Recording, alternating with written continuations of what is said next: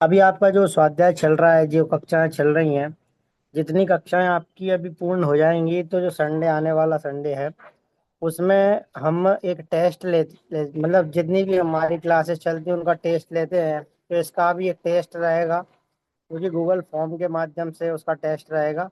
और उसकी लिंक आपको ग्रुप में भेज दी जाएगी। यथा समय आपको उसको जो लिंक रहेगी उस पर क्लिक करके आपको सारी इंफॉर्मेशन भरते हुए उसको सिर्फ वो टिक मार्क रहेंगे, आपको टिक मार्क करते हुए सबमिट करना रहेगा। तो ऐसा एग्जाम आपका रहेगा। और एग्जाम लेने का यही पर्पस है कि आपको कितना समझ में आ रहा है और कितना आप सीख रहे हैं, वो भी हमें जानकारी होगी। और कहाँ आपकी मिस्टेक्स हो रही, गलतियां हो रही हैं, वो आपको भी उसकी जानकारी मिलेगी। तो इसलिए हम इस टेस्ट को ले रहे हैं। और ऐसे ही टेस्ट आगामी समय में भी ऐसे चलते रहेंगे जब तक हमारा ये सत्र चल रहा है, ये कोर्स चल रहा है। तो आप उसके लिए तैयार रहेंगे। जितनी भी क्लास हो चुकी है उसकी आपको पीपीटी भी भेज दी है और साथ में रिकॉर्डिंग भी आपके पास उपलब्ध है। तो आप चाहें तो पुनः भी उसको सुन सकते हैं। और इसी के साथ हम आज के स्वाध्याय को प्रारंभ करेंगे। तो अनुभव जी हमारे साथ जुड़ चुके हैं। तो मैं उनका निवेदन करूंगा कि वे आज के स्वाध्याय को प्रारंभ करें।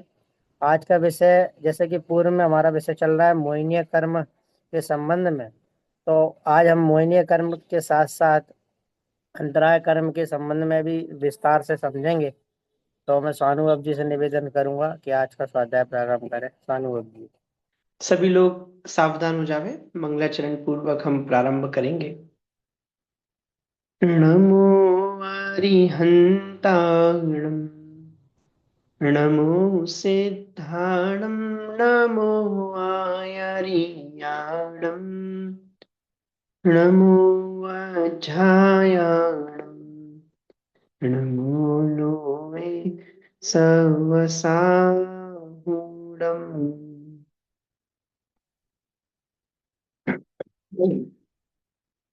मोक्षमार्गस्य नेतारम् भित्तारं कर्मभूभृतां ज्ञातारं विश्वतत्त्वानां वन्दे तद्गुणलब्धये।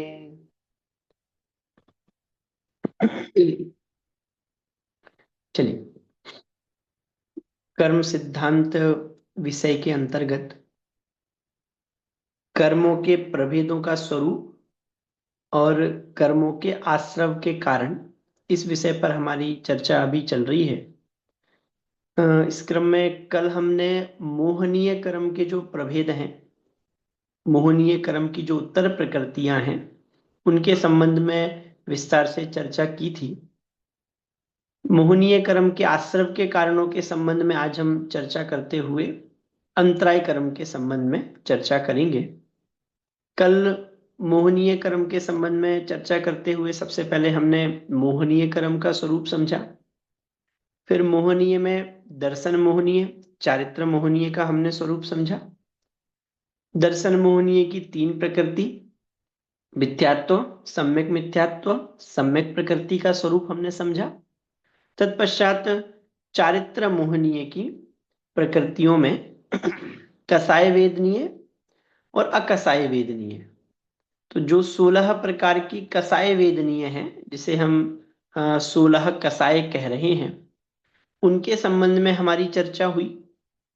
अभी हमें अकसाय वेदनीय के संबंध में चर्चा करनी है। तो इतना विषय कल हमने कवर किया था और लगभग आप लोगों को समझ में आया ही है।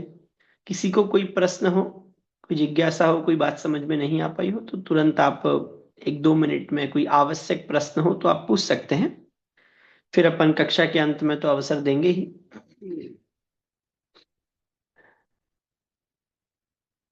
हम्म। चलिए ठीक है, अभी अपन विषय को थोड़ा सा आगे बढ़ा रहे हैं। आगे फिर आपको अंत में, कक्षा के अंत में अवसर देंगे। कसाय वेदनीय के संबंध में कल हमारी चर्चा हुई। वहां हमने अनंतानुबंधी, अप्रत्यख्यानावरण, प्रत्यख्यानावरण और संजुलन कसाय का स्वरूप समझा। और इनको ही जब हम क्रोध मान माया लोभ से मल्टीप्लाई करते हैं तो 16 कसाय वेदनीय होती हैं। अकसाय वेदनीय, जिन्हें हम 9 कसाय कहते हैं, उसके संबंध में आज हमें थोड़ी चर्चा करनी है। नो कसाय शब्द पहले भी आप लोगों ने सुना ही है। बहुत से लोगों के लिए अकसाय वेदनीय शब्द कदाचित नया होगा, लेकिन कसाय नो कसाय ये वर्ड आप लोग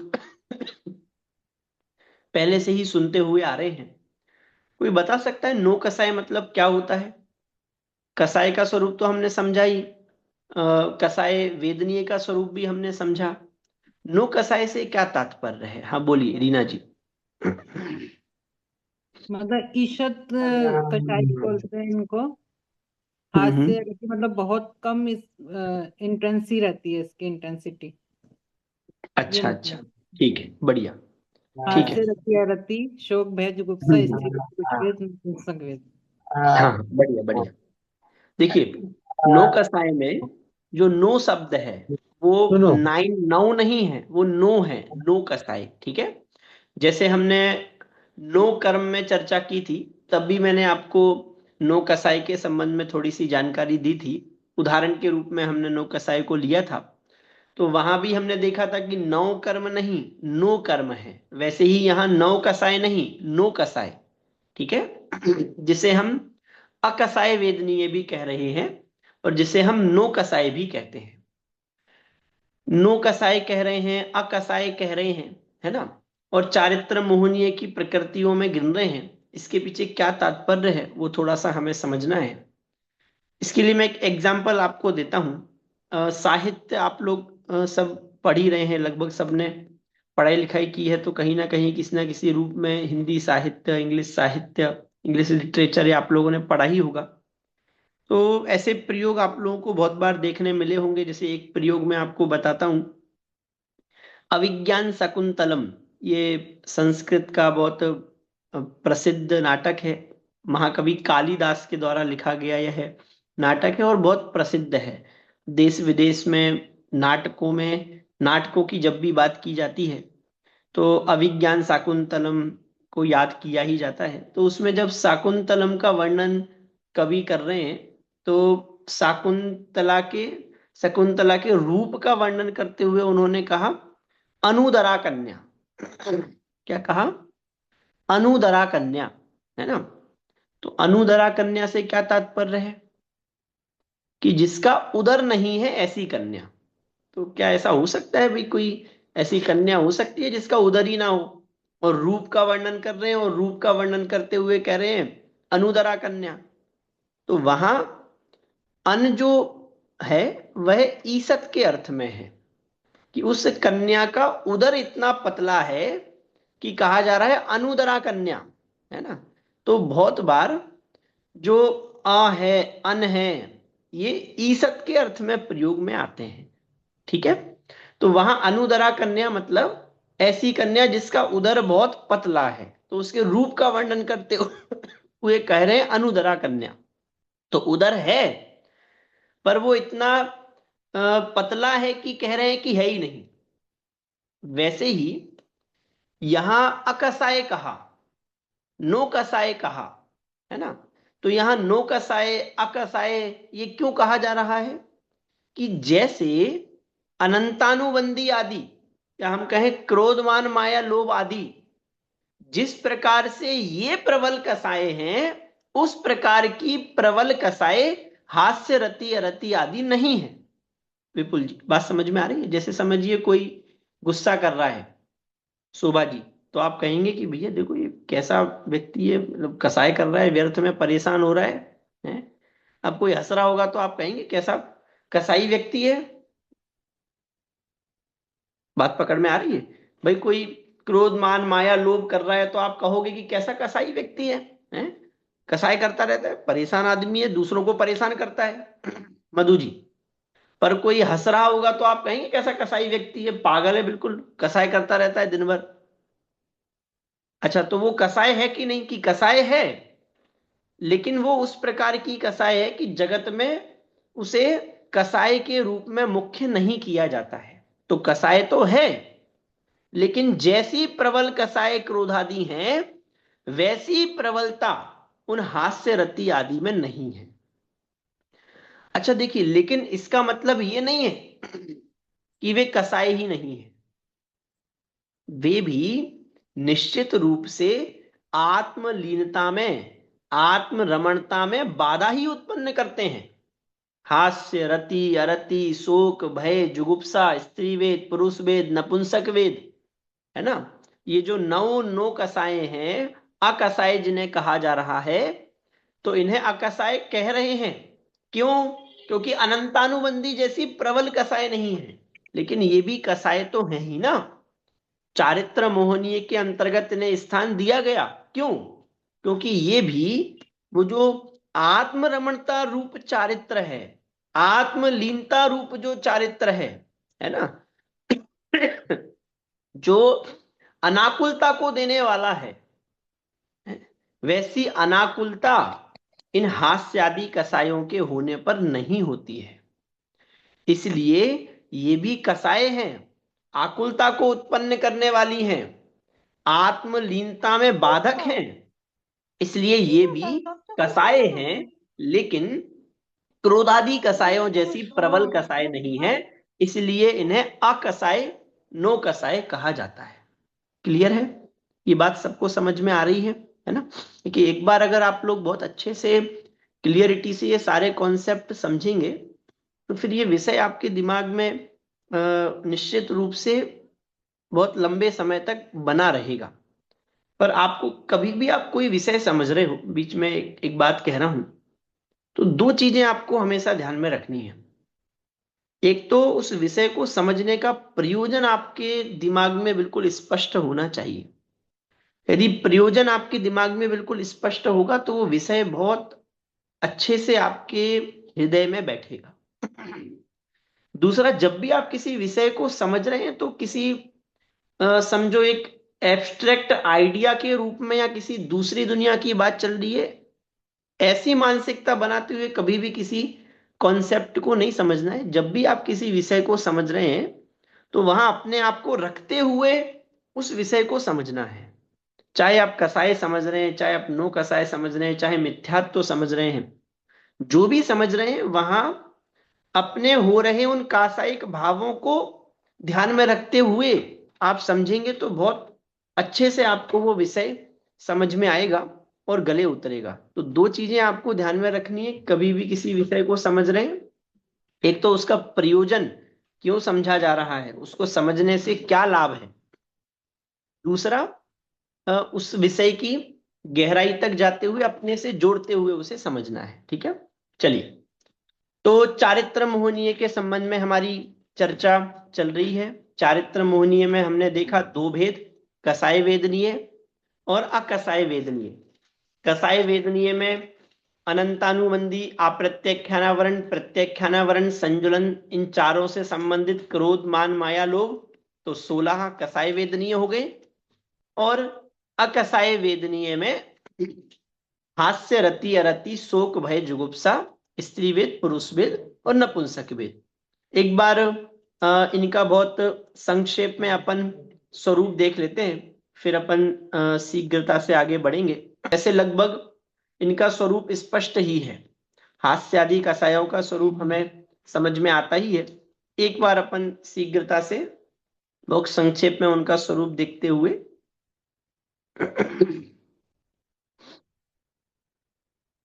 देखिए, स्क्रीन पर आपको दिख रहा है। हाँ, नो कसाय। हास्य, हास्य के लिए क्या लिखा है? हास्य प्रकट हो। ठीक है, जिसके उदय से हास्य प्रकट हो, एक हास्य कसाय हो गई। रति कसाय में क्षेत्रादिक में उत्सुकता हो, प्रीति हो, तो जिसके उदय से किसी पर्टिकुलर क्षेत्र के संबंध में, है ना, बहुत उत्सुकता हो, उसके संबंध में प्रीति भाव बहुत बना रहे, उसे हम रति कहते हैं। अरति तो पर्टिकुलर किसी क्षेत्र के संबंध में, है ना, यहां सिर्फ क्षेत्राधिक लिखा है समझाने के लिए, बाकी द्रव्य, क्षेत्र, काल, भाव सबका ग्रहण यहां करना है ना। तो किसी भी संबंध में जो निरुत्सुकता है या अप्रीति का भाव है, तो जिस कसाई के उदय में निरुत्सुकता आती है, अप्रीति का भाव आता है, उसे अपन अरति कसाय कहते हैं। शोक, इष्ट का वियोग होने पर जो क्लेश होता है ना, उसे हम शोक कहते हैं। भय में उद्वेग हो, किसी समझो व्यक्ति विशेष को देखकर, किसी परिस्थिति विशेष के कारण से जो चित्त में उद्वेग होता है ना, उसे हम भय कहते हैं। हाँ, हास्य, रति, अरति, शोक, भय। फिर जुगुप्सा, तो जुगुप्सा में कि जिसके उदय से ग्लानि भाव उत्पन्न होता है ना। हास्य, रति, अरति, शोक, भय, जुगुप्सा, और अंत में 3 वेद संबंधी, स्त्री वेद, पुरुष वेद और नपुंसक वेद। तो वहां स्त्री वेद के उदय में पुरुष से रमण क्रीड़ा करने का भाव होता है, पुरुष वेद के उदय में स्त्री के संसर्ग में आने का भाव होता है, और नपुंसक वेद के उदय में दोनों से संसर्ग में आने का भाव होता है। तो ये 9 कसाएं हैं जिनके उदय से इस जीव के ऐसे ऐसे परिणाम होते हैं, और आत्मलीनता में बाधा उत्पन्न होती है। आत्मरमणता रूप जो चारित्र है वह चारित्र भाव नहीं बना रहता है, इसलिए चारित्र मोहनीय की प्रकृतियों में इनको लिया गया है। तो इस प्रकार चारित्र मोहनीय की जो कसाय वेदनीय और अकसाय वेदनीय रूप प्रकृतियां हैं, उनके संबंध में हमारी चर्चा अभी हुई। ठीक है, ये जुजुप्सा स्पष्ट है? जुजुप्सा बताइए, जुजुप्सा बारे में हाँ, बताएंगे प्लीज। जुगुप्सा मतलब ग्लानि का भाव। ठीक है। हाँ, ठीक है, चले बड़े अपन आगे। इतना विषय सबको समझ में आ रहा है? दर्शन मोहनीय और चारित्र मोहनीय की जो प्रकृतियां हैं, उनमें और जो भी भेद खड़े होते हैं, उनके संबंध में हमारी चर्चा हुई। हाँ, बोलिए मंजू जी। सर जैसे अरति और ग्लानि, जुगुप्सा में क्या फर्क हुआ? अरति मतलब प्रीति नहीं होना, और ग्लानि भी उनके प्रति उदासीन भाव ही हुआ ना? नहीं नहीं, ग्लानि में तो आप ग्लानि भाव तो समझते ना, निरुत्सुकता और ग्लानि में अंतर है। नहीं वहां नहीं नहीं, अरति और जुगुप्सा में क्या अंतर है? हाँ, वही मैं आपको बता रहा हूं। अरति में क्या था? 2 चीजें थी, एक तो उत्सुकता नहीं होना और अप्रीति का भाव होना। तो किसी क्षेत्र के संबंध में या किसी वस्तु विशेष के संबंध में या किसी व्यक्ति विशेष के संबंध में अप्रीति का जो भाव होता है उसे अरति कहते हैं। ठीक है, और जुगुप्सा वो डिफरेंट है। वहां ग्लानि का भाव मतलब किसी के प्रति प्रीति नहीं होना बात अलग है, लेकिन किसी चीज को देखकर ग्लानि का भाव होना, हीन भावना आना, है ना, वो अलग है। तो जुगुप्सा घृणा मतलब घृणा है कह ग्लानि सकते हैं का सर? भाव। घृणा कह सकते हैं जी, उसको? घृणा। हाँ हाँ, बिल्कुल। ओके सर, हाँ, थैंक यू सर। चलिए, ठीक है। अब मोहनीय कर्म के आश्रव के कारणों के संबंध में हमें विचार करना है, क्योंकि जो भी हम कॉन्सेप्ट समझ रहे हैं, जैसे समझिए कर्म का स्वरूप भी हम समझ रहे हैं, तो यहाँ कर्म का स्वरूप सिर्फ कर्मों के विशेष विशेष स्वरूप को समझकर और बुद्धि को विशेष करने के लिए नहीं समझ रहे हैं। जो भी कॉन्सेप्ट हम समझ रहे हैं कि कैसे हम उस कर्म बंधन की संतति को रोक सकें। तो कर्म बंधन की संतति को रोकने के लिए उसके कारणों का विचार करना बहुत जरूरी है ना, क्योंकि हमें जब कारण पता होंगे तभी तो हम उसके उपाय की ओर बढ़ पाएंगे। उससे बचने का उपाय क्या है? तो बचने का सबसे पहला उपाय है कि हमें उसका कारण समझ में आए। ठीक है, तो ये जो विषय मूल प्रकृति भी हमने समझ ली, उत्तर प्रकृति भी समझ ली, लेकिन उस मोहनीय कर्म के आश्रव के कारण क्या है उसके संबंध में हम विचार कर रहे हैं, ताकि हम उससे बच सके और उसके आश्रव से बच सकें। तो सबसे पहले दर्शन मोहनीय। मोहनीय में 2 भेद है ना, दर्शन मोहनीय और चारित्र मोहनीय। तो सबसे पहले दर्शन मोहनीय के आश्रव के क्या कारण है? तो दर्शन मोहनीय के आश्रव के कारणों में केवली श्रुत संग देवावर्णवादो दर्शन मोहस्य, है ना। केवली श्रुत संग देव, इनके संबंध में जो अवर्णवाद का भाव है, इनका अवर्णवाद करना, वह दर्शन मोह के आश्रव का कारण है। यहाँ गौमट सार की भी मूल गाथा के माध्यम से हम दर्शन मोह के आश्रव के कारणों को देखें तो देखिए यहां लिखा है, जो जीव अरिहंत, सिद्ध, प्रतिमा, तपश्चरण, निर्दोष शास्त्र, निर्ग्रंथ गुरु, वीतराग प्रणीत धर्म और मुनि आदि का समूह रूप संग, इनसे जो प्रतिकूल होता है, इनके स्वरूप का जो विपरीत ग्रहण करता है ना, वह दर्शन मोह को बांधता है। और आगे देखो लिखा, अनंत संसारियो जेण, और उसके कारण से वह अनंत संसारी होता है ना। देखिए यहां आपको एक साथ दिख रहे हैं, अरिहंत का स्वरूप आपको स्पष्ट ही है, चार घाती कर्मों का जो अभाव कर रहे हैं, है ना। और परमेष्ठी में हमने सबसे पहले जिन्हें नमस्कार किया, क्योंकि वे मोक्ष मार्ग के नेता हैं, मोक्ष मार्ग को बताने वाले हैं। दूसरा सिद्ध, जिनका स्वरूप आपको स्पष्ट ही है, शेष अघातीय कर्मों का अभाव करके जो अशरीरी पने को प्राप्त हो रहे हैं, वास्तविक जो हमारा मूल स्वभाव है, वह जिन्होंने पूर्ण रूप से प्रकट कर लिया है, जो अव्यावाद सुख को भोग रहे हैं, ऐसे सिद्ध परमेष्ठी। चैत्य, जहां पर जिन बिंब विराजमान है ना, उन्हें हम चैत्यालय कहते हैं। तो चैत्य किसे कहते हैं? उन जिन बिंबों को हम चैत्य कहते हैं। चैत्यालय शब्द तो आपने सुना होगा, मंदिर को चैत्यालय कहते हैं ना। तो मंदिर को चैत्यालय क्यों कहते हैं? क्योंकि वहां चैत्य विराजमान है। चैत्य मतलब होता है जिन बिंब, तो जिन बिंब जहां विराजमान है उसे हम चैत्यालय कहते हैं। तो चैत्य मतलब जिन बिंब। तप, जो विशेष निर्जना में कारण बनते हैं मोक्ष मार्ग पर आगे बढ़ने के लिए, जिन्हें धारण किया जाता है। इच्छाओं का निरोध, उसे हम तप कहते हैं, इच्छा निरोधस तपः। ठीक है। फिर श्रुत, श्रुत अर्थात वो जो जिनेंद्र भगवान, वीतरागी जिनेंद्र देव की जो वीतरागी वाणी है, वह श्रुत है। गुरु, उस वीतराग मार्ग पर चलने वाले निर्ग्रंथ गुरु, जो स्वयं चलते फिरते जिन्हें सिद्ध कहा जा रहा है और जो अनेक जीवों के मोक्ष मार्ग को प्रशस्त करते हैं।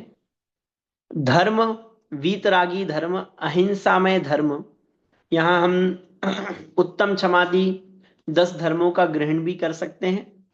और संघ, तो साधक जीवों का समूह।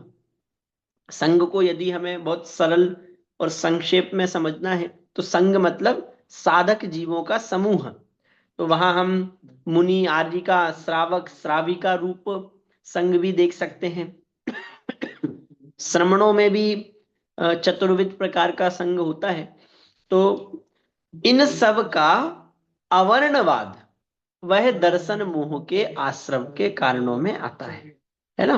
अब इन सब का अवर्णवाद, तो एक एक का अवर्णवाद आप समझ रहे होंगे। अवर्णवाद शब्द का पहले क्या अर्थ यहां पर लेना है?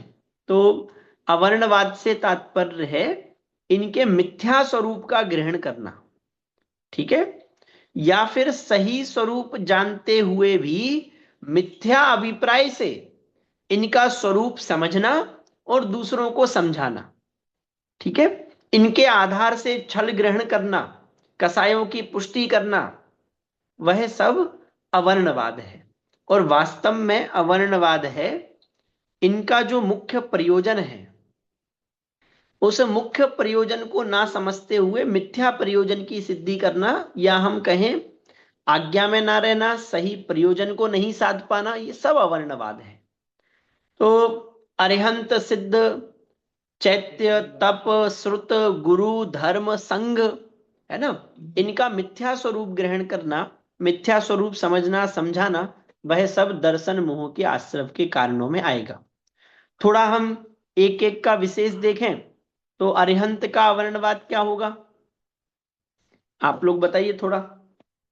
हाँ, जो भी आपको ख्याल में आ रहा हो। अरिहंत का अवर्णवाद मतलब उदय। जैसे कहते हैं कि अरहंत भी जो है आहार ग्रहण करते हैं, ये अवर्णवाद में है। हाँ ठीक कमला है। आहार करते हैं, माना जाता है ना ये हाँ क्या? हाँ हाँ, नेक्स्ट आगे बताइए। एक एक पॉइंट, और किसी को जो जो भी ख्याल में आ रहा है बोलिए, अनम्यूट करके बोलते जाएं। हाँ, अरिहंत के अवर्णवाद से क्या ख्याल में आ रहा है? सुदेवों को भी ले सकते हैं। उनको रागी समझना। वीतरागी देखिए न होते हुए अरे भी उनको केवल ज्ञान रहना। ठीक है, बढ़िया। देखिए, अरिहंत के अवर्णवाद से तात्पर्य है, सबसे पहले तो अरिहंत का अवर्णवाद यही आए हुए मार्ग को नहीं समझना। ठीक है, ये उनका सबसे बड़ा अवर्णवाद है। तो उनके बताए हुए मार्ग पर, उनके बताए हुए मार्ग को नहीं समझना, या समझ कर भी अपने कसायों के पोषण के लिए उनके बताए हुए मार्ग पर नहीं चलना, ये अरिहंत का अवर्णवाद है। दूसरा, अरिहंत का जो वास्तविक स्वरूप है, उस वास्तविक स्वरूप से भिन्न उनका स्वरूप देखना। जैसे अरिहंत को 18 दोषों से रहित कहा है ना? जन्म जरा तिरका क्षुधा विस्मय आरत खेत, ये सब जो 18 दोष हैं इत्यादि, इनसे अरिहंत को रहित कहा है।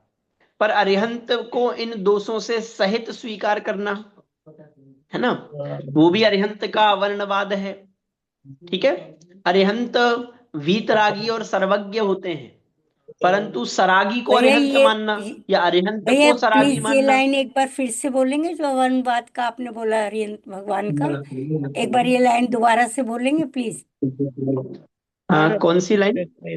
ये आपने वर्णवाद बोला ना अरिहंत भगवान का, कि हम लोग जो उनकी फॉलो नहीं करते उनकी बातों को, और तो ये चीज प्लीज एक बार दोबारा बताइए। हाँ हाँ, दो तीन बात कही ना मैंने। अरिहंत के अवर्णवाद में अरिहंत का, पहले तो अरिहंत की अवमानना, मतलब उनके द्वारा बताया हुआ जो मार्ग है उसे नहीं समझना, या समझकर भी अपने कसायों के पोषण के लिए उसका मिथ्या अर्थ बताना। ठीक है। दूसरा, अरिहंत का अवर्णवाद क्या है? तो उनका जो स्वरूप है उससे विपरीत उनका स्वरूप समझना और समझाना। जैसे अरिहंत का वास्तविक स्वरूप क्या है कि वे वीतरागी हैं, सर्वज्ञ हैं, परंतु अरिहंत को सरागी कहना, या जो सरागी हैं उन्हें अरिहंत स्वीकार करना। ठीक है। दूसरा, अरिहंत 18 दोषों से रहित होते हैं, परंतु उन दोषों से सहित अरिहंत का स्वरूप कहना, है ना, ये सब अरिहंत का अवर्णवाद है। ठीक है। फिर थैंक यू। सिद्ध का अवर्णवाद, तो सिद्ध के यथार्थ स्वरूप को नहीं समझ पाना, है ना। सिद्ध के यथार्थ स्वरूप को नहीं समझ पाने से तात्पर्य, सिद्ध हैं वे अशरीरी होते हैं, 8 कर्मों से रहित होते हैं, है ना, अव्ययवाद सुख को भोग रहे होते हैं। लेकिन कुछ तो मैंने अपने कानों से सुना है, बहुत से लोग इस प्रकार से भी अवर्णवाद करते हैं, उन्हें लग रहा है कि हम बहुत ऐसे मजाक में बात कर रहे हैं, लेकिन वे बहुत अवर्णवाद करते हैं और विशेष पाप को ग्रहण करते हैं। जैसे बहुत बार ऐसे कहते हुए मिलेंगे, भैया आप सिद्ध होके क्या करेंगे, लो लोग के अग्रभाग में ऐसे ही टंगे हैं, कोई काम ही नहीं है, क्या हो जाएगा सिद्ध होकर, है ना। तो ये भी सिद्ध भगवान का अवर्णवाद है। दूसरा, सिद्ध अशरीरी हैं, पर उनके अशरीरी पने को ना समझकर सशरीरी ही सिद्ध को ग्रहण करना, वो सब सिद्ध का अवर्णवाद है ना। चलिए थोड़ा सा अपन और शीघ्रता से चले, आगे बढ़े। तो अरिहंत का अवर्णवाद, सिद्ध का अवर्णवाद, चैत्र का अवर्णवाद क्या होगा? नहीं, हाँ बोलिए सिद्ध मंजुला का जी। और अवर्णवाद में आप अशरीरी को शरीरी कैसे मानेंगे? मतलब मैं समझी नहीं। नहीं, फिर अपन नहीं मानेंगे, अपन को नहीं मानना है, वही तो मैं कह रहा हूं। मतलब नहीं तो अन्य परमेष्टि मतवाले में भी या कैसे मानते, भगवान मतलब में, हाँ मैं वही अरहत बता को? रहा हूँ, हाँ। परमेष्टि में या भगवान में हमने सकल परमात्मा के रूप में अरिहंत को स्वीकार किया, ठीक। निकल परमात्मा के रूप में हमने सिद्ध को स्वीकार किया।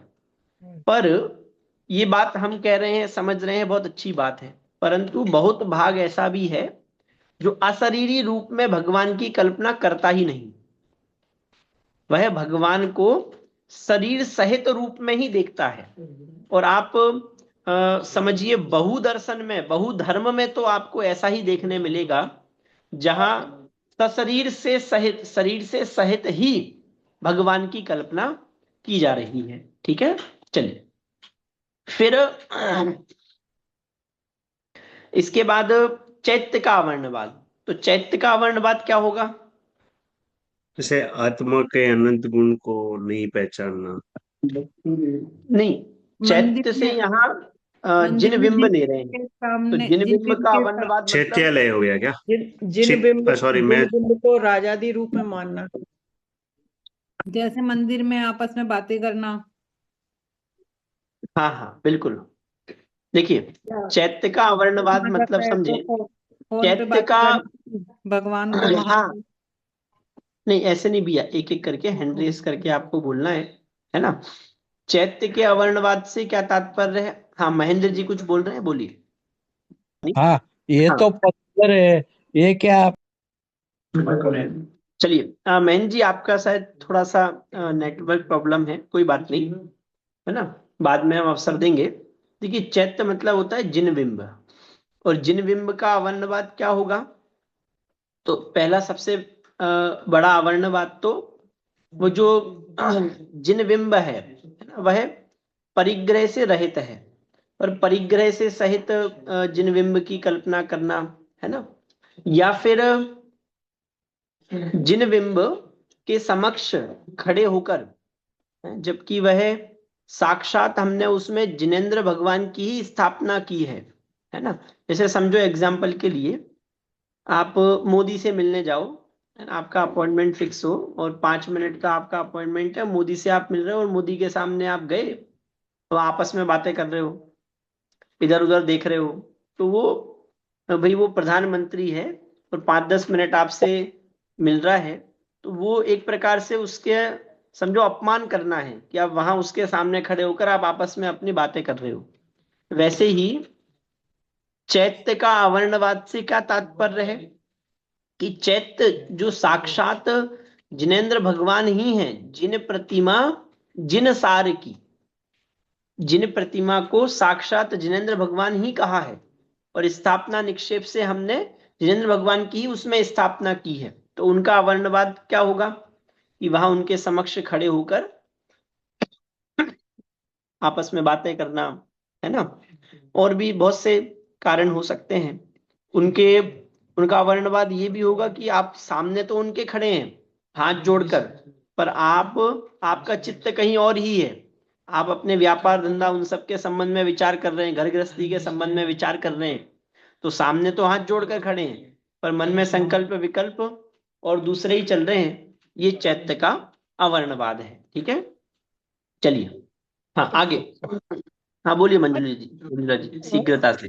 गुरु जी, मतलब जिन बिंब से ना कुछ मांगना, भौतिक सुख, तो वो भी हाँ बहुत अवर्णवाद में बढ़िया, आएगा ना। ये भी उनका अवर्णवाद है। हाँ, हेलो। क्योंकि वे स्वयं समझिए परिग्रह से रहित हैं, वे समस्त कसायों से रहित हो चुके हैं, है ना, वे स्वयं पूर्ण वीतरागी हैं, और उनसे आप बाह्य वैभव की आकांक्षा रख रहे हैं, लौकिक सुख की आकांक्षा रख रहे हैं, तो ये भी उनका अवर्णवाद है। ठीक है, बढ़िया, चलिए हाँ गुरु नेक्स्ट। जी, ये स्थानकवासी जो है, जो तो चैत्य को मानते नहीं है, हम्म। वो दर्शन मोहनी है, थोड़ी बोला जाता। अब देखिए, अपन अभी ऐसे पर्टिकुलर कहीं किसी से जोड़ते हुए अपन बात नहीं कर रहे हैं। अभी तो अपन साधारणतः जो समझिए सूत्र हैं, गाथाओं के मूल गाथाएं हैं, उनके आधार से चर्चा कर रहे हैं। तो गोमट जो सार आपने में बोला तो मूल था ना, गाथा में वहां दाल उन्होंने पराठे चैत्य के अवर्णवाद को दर्शन मोह में कारण में लिया है। अब अपन कौन क्या मान रहा है, किस रूप में मान रहा है, वहां अभी अपन नहीं जा रहे हैं। ठीक है, चलिए अपन अभी आगे बढ़ रहे हैं। हाँ, तीसरे नंबर पर तप का अवर्णवाद, है ना। तप का अवर्णवाद क्या होगा? जैसे समझो, बहुत सरल एग्जाम्पल के रूप में मैं लूं, हम कह रहे हैं कि भैया हमारा एकासन है, उपवास है, एग्जाम्पल के लिए, और एकासन उपवास धारण करके, और हम अपने उस समय को है और समझो टाइम पास के साधनों में लगा रहे हैं। बहुत से तो आपको ऐसे भी मिलेंगे कि भैया आज तो हमारा एक आसन है या उपवास है, अब क्या करें, अब है तो हमारे पास दिन भर है, तो कुछ तो करना है, तो चलो आज तो हम बहुत फ्री हैं, तो एक काम करते हैं, जो रिश्तेदार यहाँ वहाँ के हैं जिनको हम नॉर्मल रोजमर्रा के दिनों में बातचीत नहीं कर पाते, तो आज तो हमारे पास पूरा समय है, दिन भर का समय है ना, तो सबसे बातचीत हो जाएगी। जिनके यहाँ उठना बैठना नहीं हो पाता है उनके यहाँ उठ बैठ आएंगे। उपवास है, दिन भर कुछ करना नहीं है, बिल्कुल फ्री है। तो ये वास्तव में ये आपने उस तप का अवर्णवाद किया है ना। दूसरा तप का अवर्णवाद ये भी है कि किसी के जीवन में आप तप को देखकर उस तप का हंसी मजाक उड़ा रहे हैं, है ना, वह भी तप का अवर्णवाद है। दो चीजें कही, एक तो स्वयं आप उस तप को धारण करते हुए उसके सही स्वरूप को ना समझकर सही तप को धारण नहीं कर रहे हैं, वो अवर्णवाद है। दूसरा, किसी के जीवन में आप दिख रहे तप का आप हंसी मजाक उड़ा रहे हैं, वह भी तप का अवर्णवाद है। ठीक है, टीवी चलिए। वगैरह भी देख रहे हैं, वो भी अवर्णवाद हो गया। हाँ हाँ हाँ, अब ये सब बातें देखिए इंक्लूड हैं, है ना। अब अपन बहुत डिटेल में आप लोग अब सब समझ ही रहे हैं, तो वो सब और जो विशेष पॉइंट है वो आप लोग थोड़ा सा उसको देखते चले, अपन आगे बढ़ रहे हैं, है ना। चलिए, फिर तप के अवर्णवाद के बाद श्रुत का अवर्णवाद। तो श्रुत का अवर्णवाद क्या है? श्रुत है वह मोक्ष मार्ग पर आगे बढ़ाने के लिए, या समझे हम और उसे अपने से जोड़ते हुए बात करें तो सुख के सही मार्ग को प्रशस्त करने के लिए है। हम कहें निर्मल ज्ञान को आगे ले जाने के लिए श्रुत है। लेकिन उस श्रुत का अवर्णवाद क्या है? उस श्रुत का अवर्णवाद है कि उस श्रुत के वचनों को अपने मिथ्या अभिप्राय के पोषण के लिए प्रयोग में लेना, है ना। जैसे समझिए, श्रुत के वचनों के माध्यम से आप लोगों ने एकांत सुना है ना, एकांत, है ना, निश्चय नय का एकांत, व्यवहार नय का एकांत, या किसी भी प्रकार का एकांत। तो श्रुत का अवर्णवाद कि अपने उस एकांतिक अभिप्राय के पोषण के लिए श्रुत का आधार लेना, श्रुत के वचनों को अपने एकांत के पोषण के लिए, है ना। जैसे समझिए, कहीं कहीं ग्रंथों में आपको ये लिखा हुआ मिलेगा कि भैया ये रागादि भाव तो जीव के है ही नहीं, जीव स्वभाव से तो अनादि अनंत शुद्ध है ना। तो ये श्रुत का वचन है, लेकिन इस वचन को अपने मिथ्या अभिप्राय के लिए कि भैया विषय भोगों में लगकर, है ना, और खूब मोह राग द्वेष से युक्त होते हुए कहना कि भैया यहाँ तो लिखा है कि मोह राग द्वेष आदि तो मेरा स्वभाव है ही नहीं। ठीक है, बात समझ में आ रही है? बहुत बार अच्छा, वो बात जो कही गई है राग आदि मेरा स्वभाव नहीं है, वो एक विशेष प्रयोजन से कही गई है कि आप वहां उस अभिप्राय को समझते हुए कहीं जो हो रहे क्रोधादि विकारी भाव है उसे ही अपना स्वभाव मानकर ना बैठ जाएं। तो इसलिए वो बात कही गई कि भैया ये आपका वास्तविक स्वभाव नहीं है, आप तो ज्ञान दर्शन आदि से संपन्न है, वो आपका वास्तविक स्वभाव है। उस बात के लिए वह बात कही गई है, पर उस मिथ्या अभिप्राय के पोषण के लिए उसको उसका प्रयोग करना, है ना। तो ये भी श्रुत का अवर्णवाद है। इसी प्रकार से और भी बहुत से कथन है, एक आध एग्जाम्पल हम और लें तो दयादान व्रत पूजा इत्यादि को जड़ की क्रिया कहा। वहां उसके पीछे तात्पर्य ये था कि आप उन क्रिया को कर रहे हैं लेकिन आपकी कसाई नहीं घट रही, आनंद नहीं बढ़ रहा, है ना। तो वहां जो भी आप बाहर की क्रिया कर रहे हैं वो तो जड़ की क्रिया है, वहां मुख्य प्रयोजन तो आपके अभिप्राय का है ना। लेकिन इसका अर्थ छल पोषण करने के लिए नहीं था, है कि आप अपने जीवन से दयादान व्रत पूजा इत्यादि को छोड़ दें। पर क्या किया, दयादान व्रत पूजा इत्यादि से भागने लगे और कह रहे हैं कि भैया ये तो आगम में लिखा है कि ये तो जड़ की क्रिया है। तो ऐसे आगम के वचनों का हवाला लेकर अपने मिथ्या अभिप्राय का पोषण करना, ये श्रुत का अवर्णवाद है। दूसरा, श्रुत अहिंसामयी है ना, परंतु हिंसा के पोषण करने वाले ग्रंथों को, शास्त्रों को, उन्हें भी श्रुत की श्रेणी में लेना, ये भी श्रुत का अवर्णवाद है। ठीक है, चलिए। गुरु है, हाँ बताइए, गुरु का अवर्णवाद क्या होगा? गुरु का अवर्णवाद ये है कि कोई भी अगर गलत चीज बता रहा है तो उसको अपन पहले श्रुत से कंफर्म करें कि ये सही है या गलत, पहले गुरु की भी परीक्षा करें तो वो अवर्णवाद में आ जाएगा। परीक्षा नहीं करना अवर्णवाद में आएगा? परीक्षा नहीं, करना थोड़ा ना आएगा। परीक्षा नहीं करना। हाँ हाँ, गुरु का अवर्णवाद मतलब एक तो गुरु की आज्ञा में नहीं रहना, ये गुरु का अवर्णवाद है ना। गुरु जो मार्ग बता रहे हैं उसे नहीं समझना, वो गुरु का अवर्णवाद है। दूसरा, गुरु के अवर्णवाद से तात्पर्य है कि गुरु का जो यथार्थ स्वरूप है ना, उस यथार्थ स्वरूप को ना समझते हुए हर किसी को गुरु मान लेना, कुगुरुओं को भी गुरु की श्रेणी में ले लेना, जो संसार को बढ़ाने वाला उपदेश दे रहे हैं है ना, उनको भी गुरु की श्रेणी में रखना, वह गुरु का अवर्णवाद है। या गुरु उसे मानना संसार की वृद्धि करने का मार्ग बता रहा है। कैसे आप समझो आपके बाह्य समृद्धता कैसे हो, आप फलाना फलाना टोटका कर लो, फलाने फलाने उपाय कर लो, तो उससे आपके फलाने फलाने मनोरथ पूरे होंगे, कार्य की सिद्धि होगी। ऐसे जो पंचेंद्रिय विषय भोगों के पोषण का जो उपदेश दे रहे हैं उन्हें भी गुरु मानना, ये गुरु का अवर्णवाद है। ठीक है, चलिए नेक्स्ट। धर्म। हाँ बताइए संजय जी। हाँ, धर्म का अवर्णवाद क्या है? धर्म का अवर्णवाद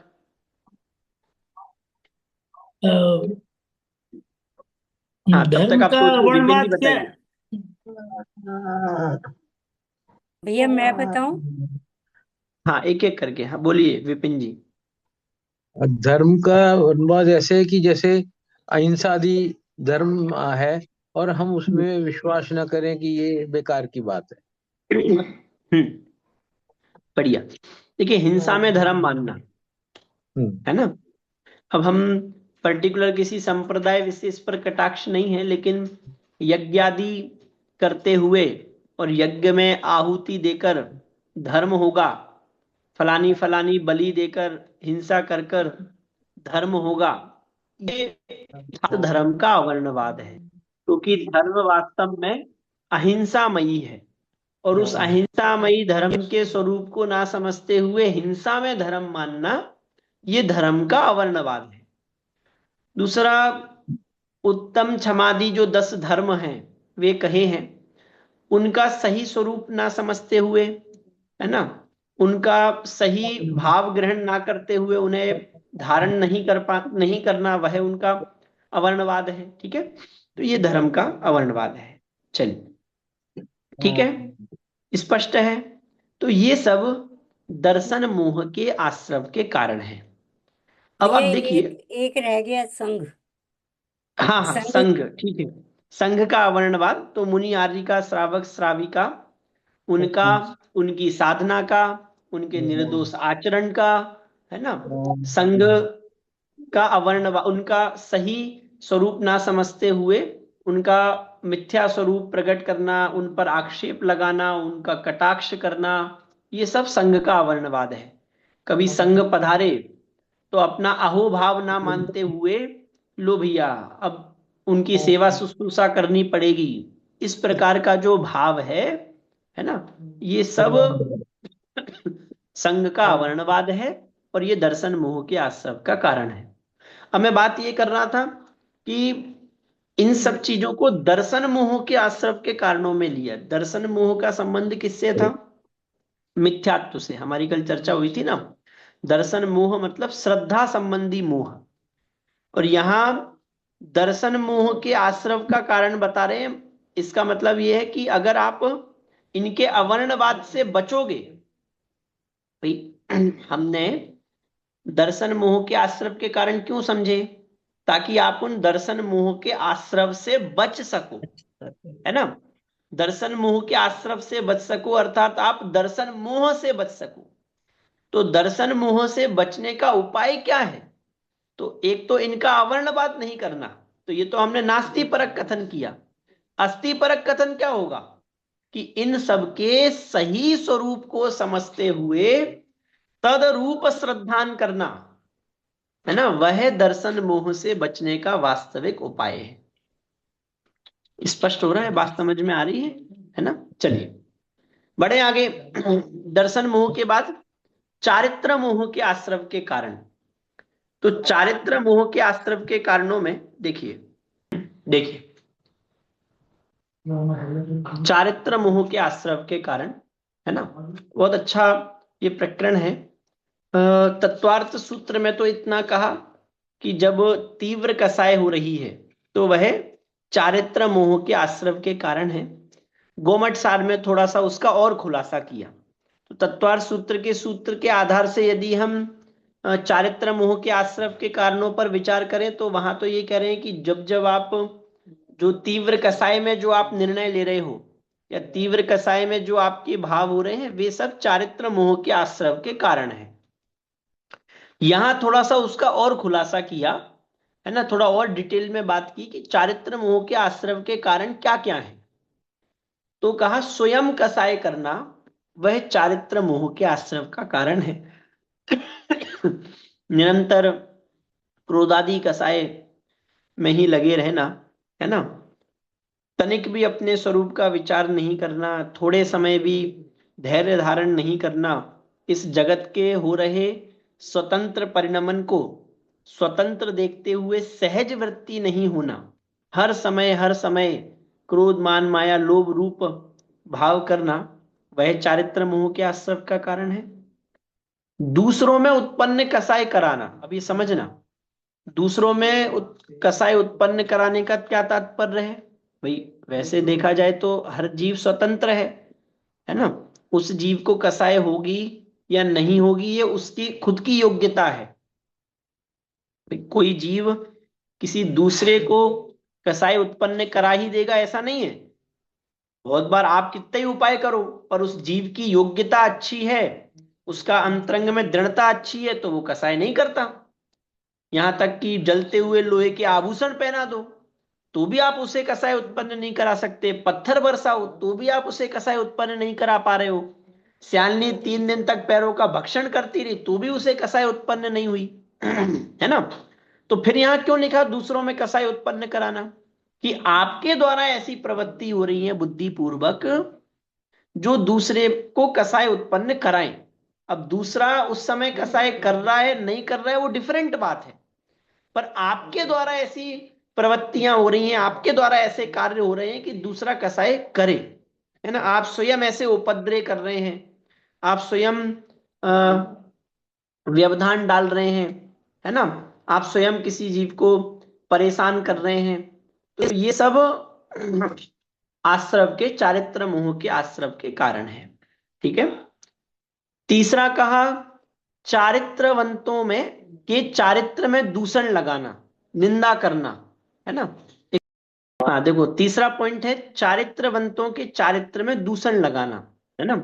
कोई बहुत समझो विशेष चारित्रवंत हैं और उनके जो अणुव्रत महाव्रत से युक्त उनका जीवन है, लेकिन उसमें दूषण लगाना, है ना, मिथ्या अपवाद करना, उनकी व्यर्थ में ही निंदा करना, जो उनमें दोष है भी नहीं उन दोषों को उनमें प्रकट करना, ये सब चारित्र मोह के आश्रव का कारण है ना। और देखिए बहुत बार हमें लगता है कि बहुत छोटी बात है लेकिन उससे बहुत विशेष तीव्र बंध होता है। आप देखो ना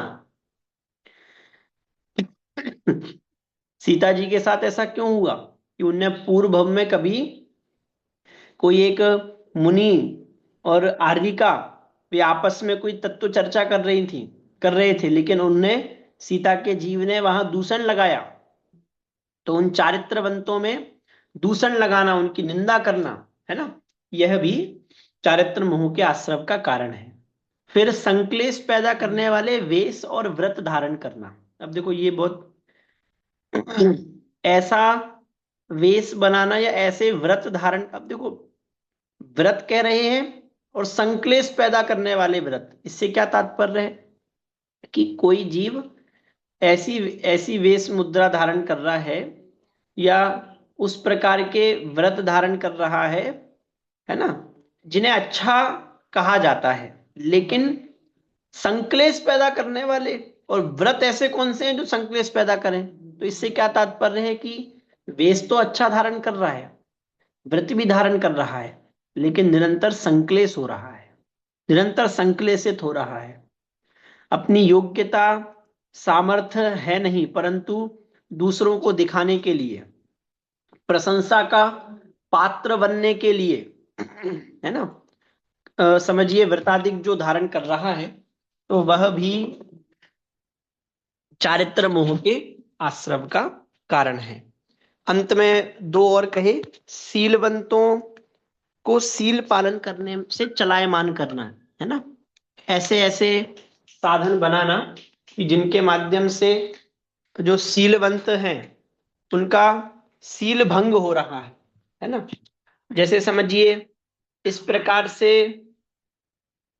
वृत्ति करना, है ना, या स्वयं का इस प्रकार की चेष्टाएं करना ताकि शीलवंतों का शील भंग हो। अब इसमें उदाहरण के रूप में हम ऐसे ले सकते हैं कि समझिए वो जो वहां पर, है ना, उसका जीव आया, सीता का जीव आया, और वो रामचंद्र जी को, है ना, अपने रूप का प्रलोभन देकर, अपना रूप सौंदर्य दिखाकर वहां सील से चलायमान करना चाह रहा है। तो इस प्रकार की प्रवृत्ति कि जहां शीलवंत है उनका शील भंग हो, इस प्रकार के प्रयास करना और शीलव्रतों की निंदा करना, ये सब चारित्र मोह के आश्रव के कारण है। तो इस प्रकार अपन देखें तो दर्शन मोह और चारित्र मोह के संबंध में अपनी चर्चा हुई, और वहां हमने मोहनीय कर्म और मोहनीय कर्म के आश्रव के कारणों के संबंध में विचार किया है। टॉपिक में हमें थोड़ा सा समय लगा, लेकिन ये बहुत उपयोगी, बहुत महत्वपूर्ण चर्चा थी। 2 दिन में अपन अंतराय कर्म पर तो आ ही नहीं पाए, मोहनीय कर्म के संबंध में ही अपनी विस्तार से चर्चा हुई है, पर कोई बात नहीं। अंतराय कर्म के संबंध में बहुत चर्चा विशेष नहीं है, तो वो जब हम अगली कक्षा में जो आयु, नाम, गोत्र और वेदनीय, तो वहां अंतराय और आयु के संबंध में एक ही कक्षा में चर्चा कर लेंगे, और नामकर्म में हमें विशेष समय लगेगा, और फिर गोत्र और वेदनीय के संबंध में हम एक ही कक्षा में चर्चा करेंगे। तो वैसे अपना जो विषय है वह तो समय से रहेगा ही, पर अभी मोहनीय कर्म के संबंध में विस्तार से चर्चा करना बहुत जरूरी था, तो इसलिए हमने दोनों ही कक्षाओं में मोहनीय कर्म के संबंध में ही चर्चा की। कल हमने मोहनीय कर्म के प्रभेदों पर विचार किया, और आज मुख्य रूप से हमने मोहनीय कर्म के आश्रव के कारणों के संबंध में चर्चा की है कि दर्शन मोह के आश्रव के क्या क्या कारण हैं और चारित्र मोह के आश्रव के क्या क्या कारण हैं। ये चर्चा हमने इसलिए की है ताकि बुद्धिपूर्वक हम उन कारणों से बच सकें, दर्शन मोह और चारित्र मोह के आश्रव से बचें। देखिए ये जो सारा ही वर्णन है ये बहुत भेद कर कर विशेषों में जाकर समझाया जा रहा है। बाकी मुख्य रूप से यहाँ समझने की बात यह है कि जो अपने स्वरूप का अवलंबन लेता हुआ उस वास्तविक स्वरूप को समझकर उसमें ही लीन होने का, रहने का, दृढ़ता का विचार करता है, वह जीव निश्चित रूप से इनके आश्रव के कारणों से बचता है। अभी अपनी आगे कक्षा है 8 बजे से, अपना समय अपना हो गया है, तो आज अपन समय से ही विराम लेंगे। आपके जो भी प्रश्न हैं वो ग्रुप में भी आप लोग मुझे ऐड कर दें, स्मिता जी, जो शंका सब लोग जुड़े हुए हैं तो उसमें आप लोग वहाँ सब शंका डालते ही हैं, तो मैं उसको देखकर आपसे फिर बात करूंगा। अभी अपना समय हो गया है ना। तो आज का स्वाध्याय को हम यही विराम देते हुए सभी को सादर जय जिनेंद्र।